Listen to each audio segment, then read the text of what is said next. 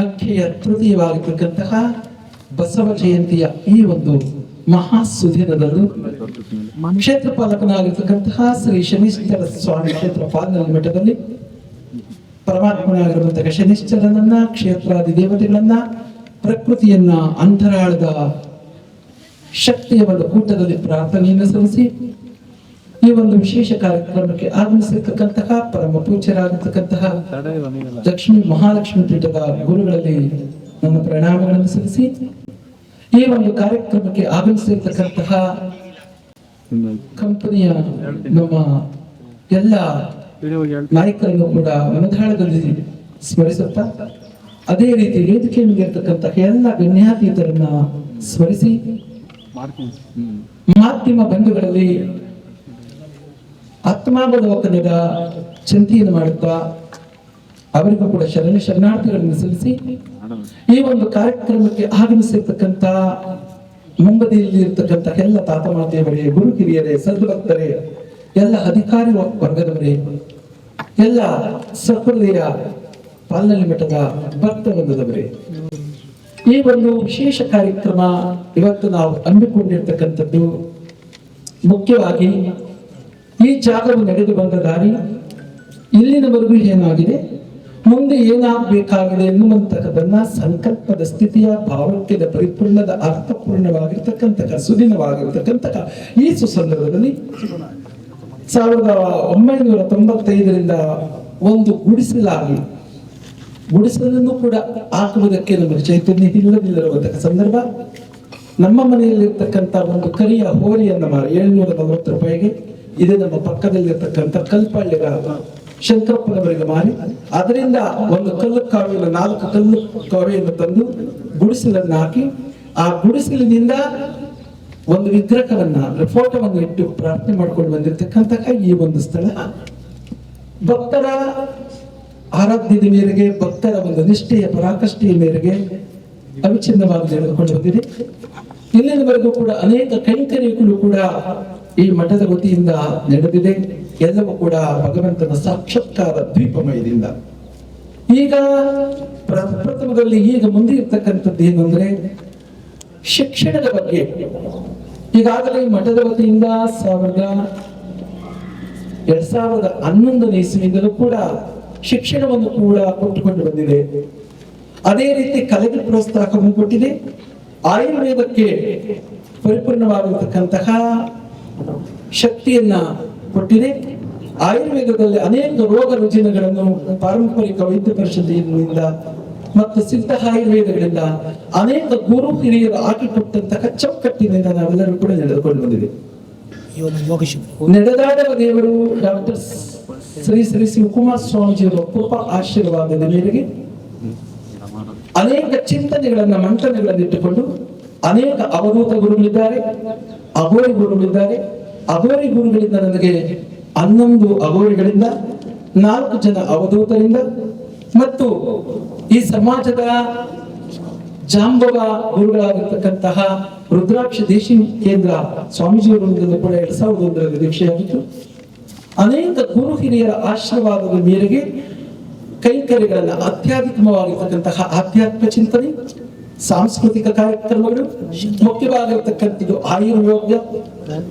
ಆಯುರ್ವೇದದ ಬಗ್ಗೆದಲ್ಲಿ ಆಯುರ್ವೇದದಲ್ಲಿ 1,63 ಸ್ತೋತ್ರಾಂಜನಗಳು, ಗಿಡಮೂಲಿಕೆಗಳ ದರ್ಪಣ ವಿಧಿಲಾಟಗಳು, ರಸವಿದ್ಯೆ ಶಾಸ್ತ್ರ, ಜಾರಣ, ಮಾರಣ, ತಾರಣ, ಆವಿಷ್ಕಾರಕ, ಸುಕೃತಿ, ದಾತ್ರಿಕಿ, ವಿನಯ, ಗಾಂಭೀರ್ಯಕೋ, ಲವಣಹೋ, ಸುನಂದಹ, ಹಸಿ, ಹುಸಿ ಇಂತಹ 1,64 ಅಭ್ಯುದಯನಗಳು, ಬಾಟನಿ ಶಾಸ್ತ್ರ ಅಂತ ಏನು ಹೇಳ್ತೀವಿ, ಸಸ್ಯ ಶಾಸ್ತ್ರ, ಅದರಿಂದಲೂ ಕೂಡ ಅನೇಕ ರೋಗಗಳನ್ನ ನಾವು ವಾಸಿ ಮಾಡಿರುವುದಕ್ಕೆ ಅನೇಕ ಗುರು ಹಿರಿಯರ ಆಶೀರ್ವಾದ ಇದೆ. ವಾಸಿ ಮಾಡಿದ್ದೀವಿ.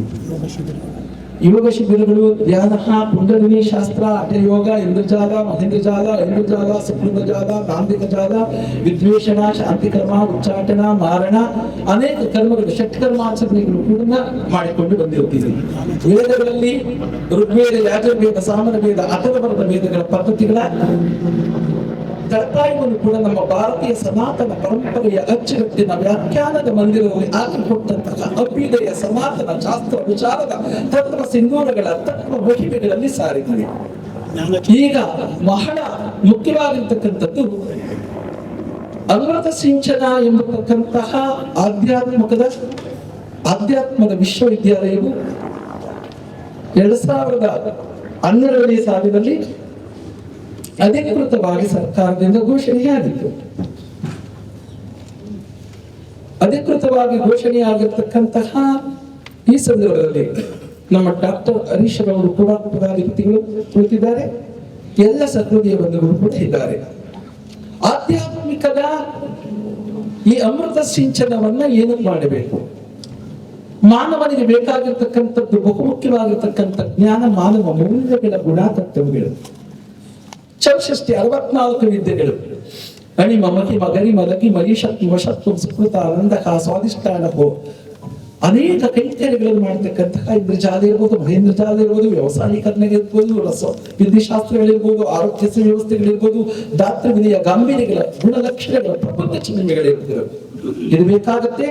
ಇದರಿಂದಲೂ ಕೂಡ ಮಾನವ ಮೌಲ್ಯಕ್ಕೆ ಬೇಕಾಗಿರ್ತಕ್ಕಂತಹ ಒಂದು ಜ್ಞಾನವನ್ನು ನಾವು ಕೊಡಬೇಕು ಅಂತಹ ಚಿಂತನ ಮಂಥನಗಳನ್ನು ಮಾಡಿ ನಾವು ಅಮೃತ ಸಿಂಚನ ಎಂಬತಕ್ಕಂತಹ ಒಂದು ವಿಶ್ವವಿದ್ಯಾಲಯವನ್ನ ಸಹೃದಯ ಎಲ್ಲ ಶಕ್ತಿಗಳ ಆಧಾರದ ಮೇಲೆಗೆ ಕರ್ನಾಟಕ ರಾಜ್ಯ ಪತ್ರದಲ್ಲಿ ನಾವು 2012 ಮತ್ತು 2013 ಸಾಲಿನಲ್ಲಿ ಅಧಿಕೃತವಾಗಿ ಘೋಷಣೆಯಾಗಿತ್ತು.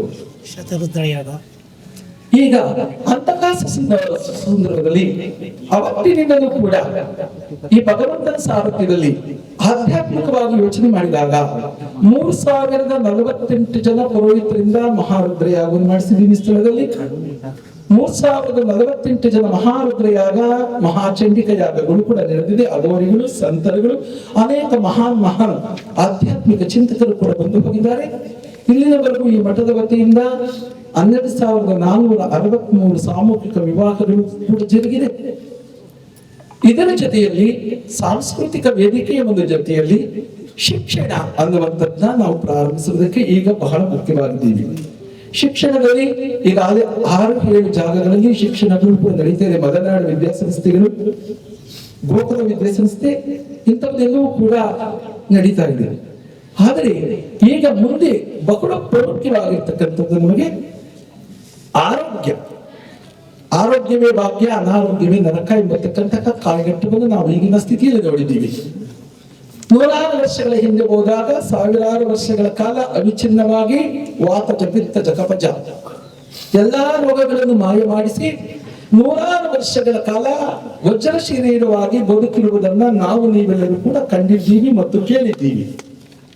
ಈಗಿನ ಕಾಲಘಟ್ಟದಲ್ಲಿ ಆಗಿನ ಹುಟ್ಟುವಂತಹ ಮಗುವಿಗೆ ಶುಗರ್ ಬರ್ತಾ ಇದೆ, BP ಬರ್ತಾ ಇದೆ, ಅನೇಕ ರೋಗ ರುಜಿನಗಳು ಬರ್ತಾ ಇದೆ. ಕಾರಣಗಳೇನು ನೋಡಿ, ಏನಂತ ಹೇಳ್ತಾರೆ, ಎದ್ಬಾರುವಂತದ್ದು ಅಂತ ನಾವು ಹೇಳ್ತೀವಿ. ನಮ್ಮ ಭಾವನೆ ಹೇಗಿರುತ್ತೋ ಭಾವನೆ ತಕ್ಕನಾಗಿರ್ತಕ್ಕಂಥ ಶಕ್ತಿ ಪ್ರಕೃತಿಯಲ್ಲಿರುತ್ತೆ. 6000 ಸೌರಮಂಡಲಗಳನ್ನು ಒಳಗೊಂಡಿದೆ.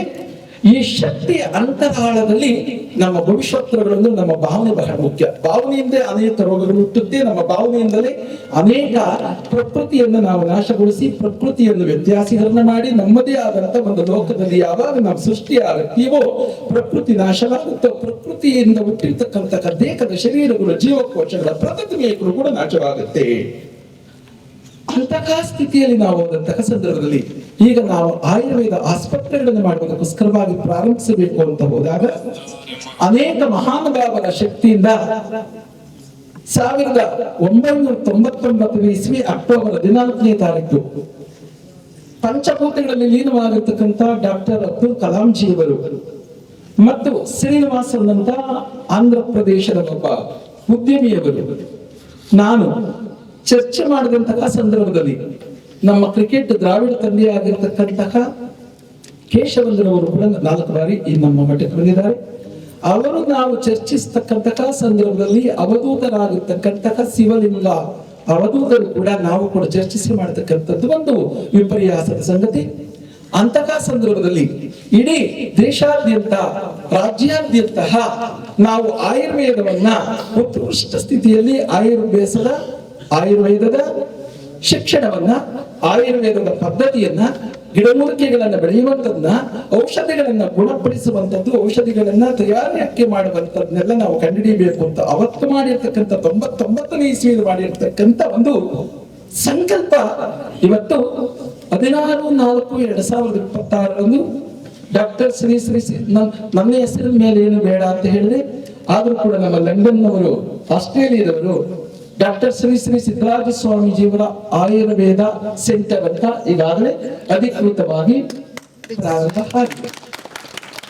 ಜಪಾನ್ ಮತ್ತು ಜರ್ಮನ್ ಮತ್ತು ಲಂಡನ್ ಅನೇಕ 13 ದೇಶಗಳ ಅಲ್ಲೂ ಕೂಡ 4 ತಿಂಗಳಿಂದ ಪ್ರಾರಂಭ ಆಗಿದೆ. ಆಯುರ್ವೇದ ಸಸ್ಯಗಳ ಬಗ್ಗೆ, ಔಷಧಿಗಳ ಬಗ್ಗೆ, ಔಷಧಿಗಳನ್ನು ಯಾವ ರೀತಿ ತೆಗೆದುಕೊಳ್ಳಬೇಕು ಅದರ ಜ್ಞಾನವನ್ನು ತಿಳಿಸುವ ಬಗ್ಗೆ ಕೂಡ ಆಗಿದೆ. ಹಾಗಾಗಿ ಮುಂದಿನ ಒಂದು ಕಾರ್ಯ ಶಕ್ತಿಗಳ ಅಪರೂಪವಾಗಿರ್ತಕ್ಕಂತಹ ವಿನಿಮಯವೇನೆಂದರೆ ಶಿಕ್ಷಣ. ಶಿಕ್ಷಣಕ್ಕೆ ಯಾವ ಶಿಕ್ಷಣ? ಮಾನವ ಮೌಲ್ಯದ ಶಿಕ್ಷಣ. ನನಗೆ ಬಹಳ ತುಂಬಾ ಪ್ರೀತಿ ಇರ್ತಕ್ಕಂಥದ್ದು ಗುರುಕುಲ.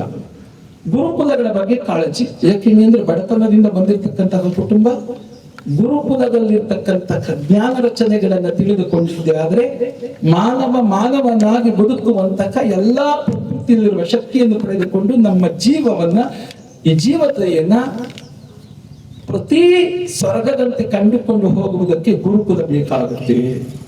ಚೌಷಷ್ಠಿ ವಿದ್ಯೆಗಳು. ಹಾಗಾಗಿ ಎಲ್ಲಾ ಕಡೆ ಗುರುಕುಲವನ್ನು ಪ್ರಾರಂಭ ಮಾಡುವುದಕ್ಕೆ ನಾವು ಯಾವ ಹೆಸರಿಡಬೇಕು ಅಂದಾಗ ವೈಶಿಷ್ಟ್ಯ ಮತ್ತು ಅರುಂಧತಿಯ ಹೆಸರಿಟ್ಟು ಗುರುಕುಲವನ್ನು ಸ್ಥಾಪನೆ ಮಾಡಬೇಕು ಅಂತ ಇವತ್ತು ಭೂಮಿ ಪೂಜೆಯನ್ನು ನಾವು ಇಟ್ಕೊಂಡಿದ್ದೀವಿ. ವೈಶಿಷ್ಟ್ಯರು ಸಪ್ತ ಮಹರ್ಷಿಗಳಲ್ಲಿ ಮಹಾಮೇಧಾವಿಗಳು ಅವಿಚ್ಛಿನ್ನ ಅನುವು ಮಾಡಿಕೊಟ್ಟಿರುವ ಈಗ ತಾನೇ ನಮ್ಮ ಅದಾನಿ ಗ್ರೂಪ್ನವರು ಬಂದವರು, ಸಂಸ್ಥಾಪಕರು, FSST ಕಂಪನಿಯವರು, ಅವರು ನಮ್ಮ ಭಗವತಿ ದೇವಿ ಟೆಂಪಲ್ ಟ್ರಸ್ಟ್ಗೋಸ್ಕರವಾಗಿ 50,000 ಕೋಟಿ ಹಣವನ್ನ ನಾವು ನಿಮ್ಮ ಮಠಕ್ಕೆ ಹೂಡಿಕೆ ಮಾಡಲಿಕ್ಕೆ ಪ್ರಾಜೆಕ್ಟ್ ಕೊಟ್ಟು ಹೋಗಿದ್ದಾರೆ.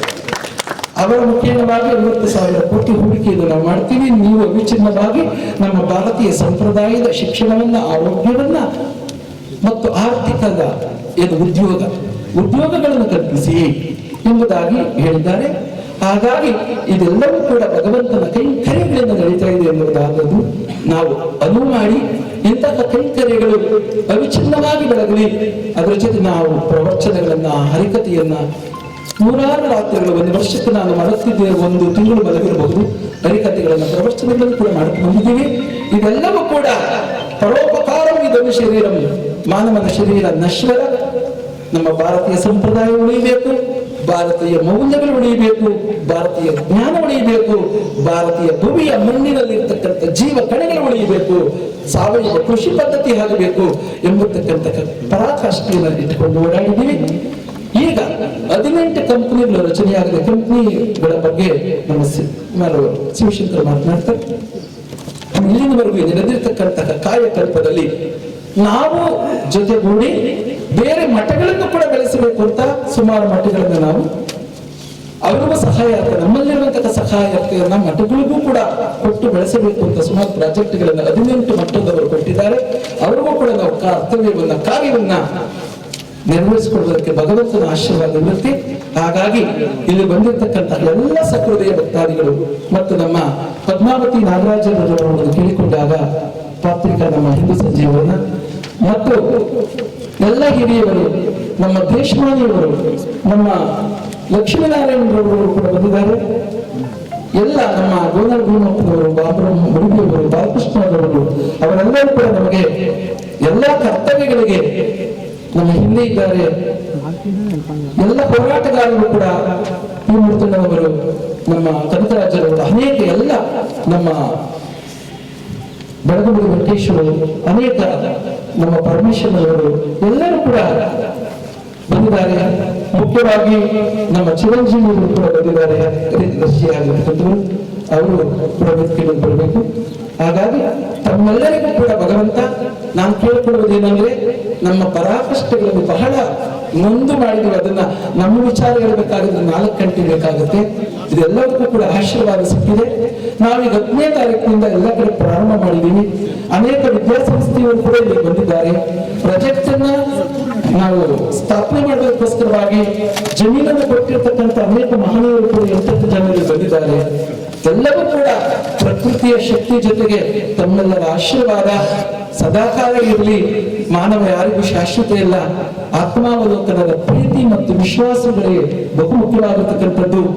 ಹಾಲಿಗೆ ಎಳ್ಳೆ ದಿವಸ ಆಯಿಸಿರುತ್ತೆ, ಮೊಸರಿಗೆ ಒಂದು ವಾರ ಆಯಿಸಿರುತ್ತೆ, ಅದೇ ಮೊಸರಿನಿಂದ ಆಗಿರುವ ತುಪ್ಪಕ್ಕೆ ವರ್ಷಗಟ್ಟಲೆ ಆಯಿಸಿರುತ್ತೆ. ಇದು ಸಂಸ್ಕೃತಿ ಮತ್ತು ಸಂಸ್ಕಾರ.